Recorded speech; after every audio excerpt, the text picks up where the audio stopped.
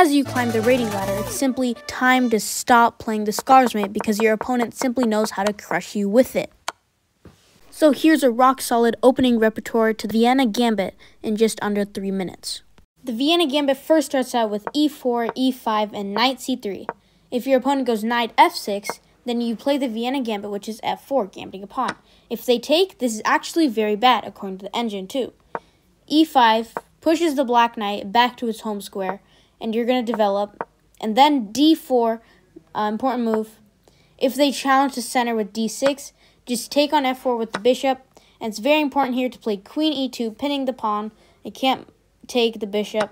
And if the knight takes on d4, takes trade. And then bishop takes e5, absolutely crushing. The white queen is on the literal other side of the black king. If your opponent thinks they're smart, and instead of retreating their knight to g8, they instead pin your pawn so they can't take the knight, it's simple. Just unpin the pawn, and now they really do have to retreat. And after that, it's d4, you develop the knight. And some opponents will blunder here by playing d6. Knight d5 attacks the queen, and once it moves, ed6 is a discovered check on the king. The king will move, and now takes, and black just has to give up the queen, and comfortable advantage, easy win. But once again, we must assume that our opponent doesn't have only 10 brain cells. Your opponent will probably play d5, which is the main line.